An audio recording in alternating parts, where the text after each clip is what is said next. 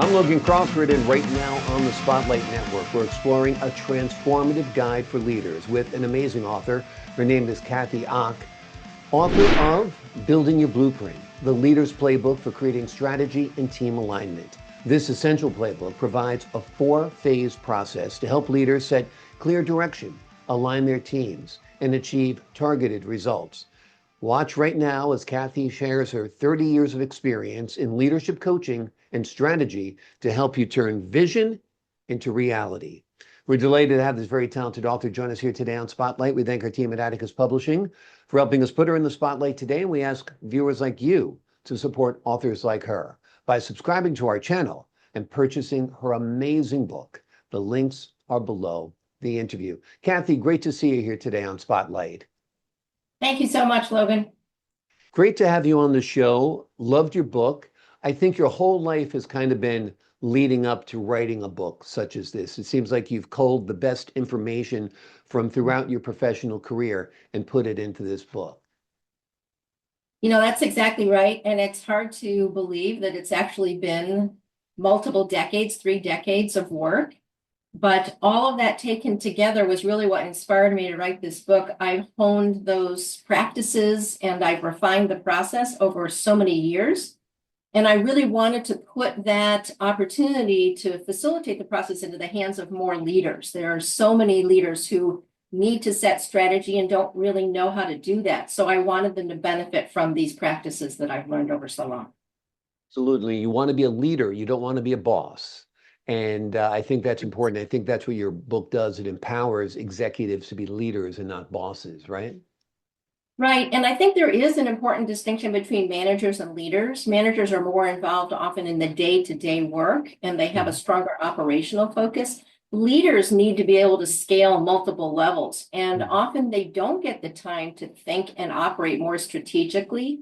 So they come into their role and they don't really have the skills or the knowledge base to set strategy and to align their teams. And that's the reason I wrote the book, because I think leaders need more support in being able to do that effectively. Absolutely. Let's talk a little bit about your 4-phase strategic blueprint process. What's phase number 1?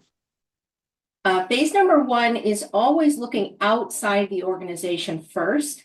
I say to a lot of my clients, it's like standing on the doorstep of your organization, looking the other way, not turning around and looking inward, but looking out into the marketplace on the time horizon of about 3 to 5 years.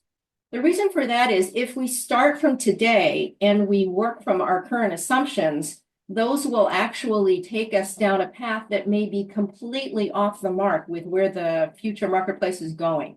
So we need to look up and out of our organizations and really get a sense of where the trends are going to take us, what the world is going to look like 3 to 5 years from now. That then becomes the backdrop for the second phase, which is figuring out how you want to position your organization strategically in that context. Who's the target audience for your book? Is it CEOs, people who dream of being CEOs, managers who'd like to move up in their careers? Tell us a little bit about that. It's a great question. The reality is that this book is as suitable for executives and CEOs as it is for people who are new in role as leaders. Just because leaders have been in roles for a long time doesn't mean they're that much more skilled in setting strategy. So this book is written for any leader at any level in an organization who really feels like they need a vision, a strategy, an actual plan that they can use with their team in order to advance the organization. Leaders at any level. Absolutely. Let's talk a little bit about strategy and team alignment and why it's so critical for leaders. Yeah, there are 3 phases in the process. The marketplace analysis is phase 1, the strategic plan is phase 2, and the annual plan, translating that strategic plan into the annual timeframe, is phase 3. Phase 4 was an interesting question, and there are many things you could do. You could deepen that plan, you could take it into initiatives and actually doing the work. What I found over years of experience is that so often the team itself is not aligned around that plan to be able to execute it successfully. So that was the real rationale for building in a fourth phase that is all about getting the team aligned, ensuring that people are bought in, they support the plan, they understand their role in implementing it. And that way you've got everything you need to then be able to move to action. So the fourth phase is based on a wonderful model that's out of a book called Wisdom of Teams. That's about starting from working group, going all the way up to high performing team. And it's really about helping teams figure out where they need to be on that curve in order to execute their plans successfully. It's a very exciting discussion and one that I have found teams love to have. Sure, I'm sure. Let's talk about the market today. Your career has spanned over 3 decades, as we mentioned earlier. Are things markedly different today than they were in the 90s? Oh, I think the market has changed in many ways from what it was in the 90s. What has not changed is the need for leaders to still understand how to set strategy and execute it successfully. That, I think, has been a thread that you could pull through all of those decades. It's still as important. In some ways, maybe, Logan, it's even more important for leaders to be able to do that today because the competition has intensified. The global marketplace has become more closely intertwined. There's so much that leaders have to manage today. And a lot of them say to me, I don't really have time to set strategy because I'm too busy focused on the operations of the business. And I only ask them one question. How do you know you're focused on the right things? Because business is not just about being busy, it's about doing the things that ultimately advance your cause and ensure the success of the business. So without a strategy, it's very hard for leaders and their teams to know if they're doing the right thing that's ultimately going to move the needle for the business, or if they're just involved in a lot of activities that's keeping people busy. It's important that these leaders come up with great plans, great strategy, to have a vision, but the execution is sometimes difficult. How do you Yes. feel leaders can ensure that their action plans are successfully executed? I think the translation of that long-term plan into the near term, the annual timeframe, and then even breaking it down further by quarters. I work with lots of leaders who've had a rolling 90-day plan, and they'll even sharpen the focus further and take that 90-day plan into a 30-day plan. So once you've got the long-term established and you know directionally where you want to go, then I think you have to really work your way through the translation. I use a lot of analogies in my book, and one of the ones I really like is the balance of the compass and the clock. Lots of leaders are very focused on the time frame and getting things done within, whatever the increment is.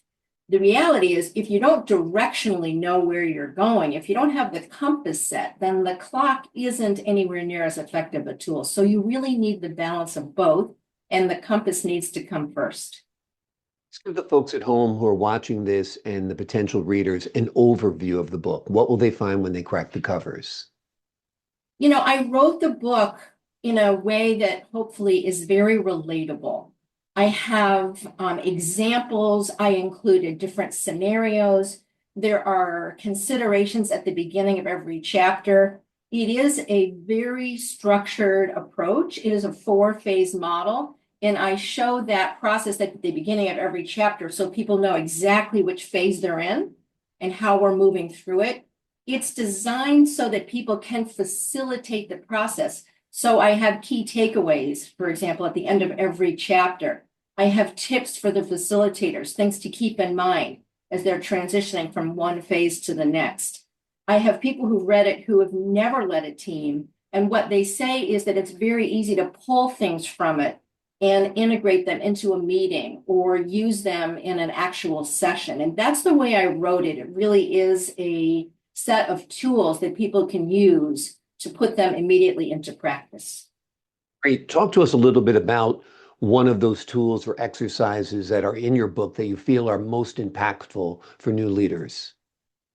Yeah, there are several different resources that I use in the marketplace analysis, which is phase 1. And the reason I think this is challenging for people is that we scan across the marketplace every day. We take in lots of data points, but we don't actually think about what it looks like when you connect those dots.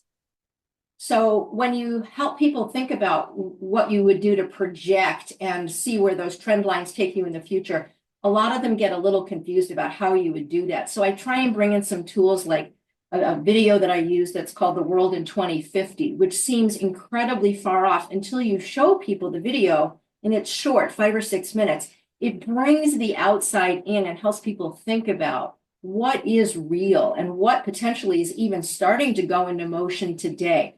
Once they do that, once they see the video and open up their perspective, then I think they can really imagine and envision those trends in a very different way. And I provide a lot of structure and support because I know that's a big open space. But I find that once I invite leaders and their teams into that, everybody has a voice and everybody wants to contribute to figuring out what that backdrop is, because phase one creates the setup really for phase two, which is then setting the strategic plan.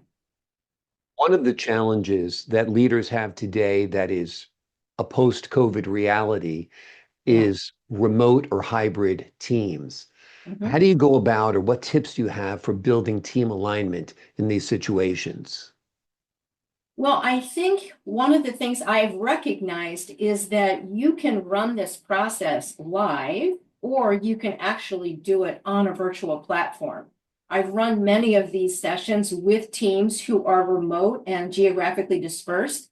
You can get them to step in, and if you use the tools in my book and the toolkit that I'll be posting on my website early in January, all of that will give you as a leader exactly what you need to take teams through this, whether you're live or doing it remotely. So I'm really excited about the opportunity that leaders have to work it in either format. I think they are both extremely effective, and each phase generates an outcome or a set of outcomes that becomes the input to the next phase. So it is structured in a way that leaders shouldn't have to guess or be unclear.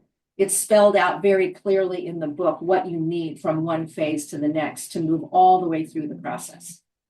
Wonderful, wonderful. Before we leave you today, Kathy, is there anything you'd like the folks at home to know about your book, your work, your career, or your life that you think is important? Well, I will just say that the book is available on Amazon and it can be easily ordered. As I explained, I will have a toolkit that I can post on my website and that people can purchase for a minimal amount. Those two things together, the book and the toolkit, will be what leaders need to ensure that they can successfully complete the process with their teams. I think the other thing is we provide the structure and the support, and yet I really encourage leaders to stay open and to be able to invite their teams in. I have found that the best leaders often suggest that a facilitator come in so that they can be at the table as a participant in the process. And I think that's a wonderful role for leaders to play. So they get to be involved in it and not leading it. So whether leaders are taking people through it, guiding their team, or working with a facilitator, all of those can serve them well in creating the strategy and helping to get their teams together and focused on what they need to do in order to be successful. Not just today, but looking out into the future. You know, there are many stores, many organizations or companies that some of us had strong affinity for. I used to love to walk into Borders. It was such a great bookstore. And I remember going in there one day and I was looking for a business book and they said, we can have it in 7 to 10 days. And I walked out thinking I can have it in 2 from Amazon. Even though this was a long time ago, Right. I still could get it in much shorter time frame. So I thought they need to walk out their revolving door and come back in as a customer. We need to be looking up and out. Borders didn't do that. They didn't see how fast the world was changing around them. So I think that's something we all need to pay attention to. And strategy becomes even more important in a world that is moving as quickly as ours is today. Wonderful. That is a great point. Well said, well articulated, and right on target. Look at Borders, look at Amazon, look at the Sears catalog. It was the Yeah, very first. It's how we used to all do our Christmas shopping. They right. didn't keep up with the times. They didn't take that outward look at the market. And, I don't know if Sears really exists anymore. I guess it does in some shape or form, but it's not as ubiquitous as it once was. And we're all Right. clicking on Amazon every day for everything because it comes instantly and there's every brand. So that's another So book we'll true. write another day, right? Yeah, And so an true. analysis of what works right at Amazon and what doesn't. Seems like almost Yes. everything does. Kathy, thank you so much. The name of the book, folks, is Building Your Blueprint, the leader's playbook for creating strategy and team alignment. It is an essential playbook that provides a four-phase process to help leaders set clear direction, align their teams, and achieve targeted results. If you want a common sense book that is born out of decades of experience, that is written as eloquently as Kathy has spoken today, be sure to pick up this book. Kathy, thank you so much for joining me here today on Spotlight. Thank you, Logan. I appreciate your time. And to the folks at home, I'm Logan Crawford, thanking you for your time, this time until next time on Spotlight.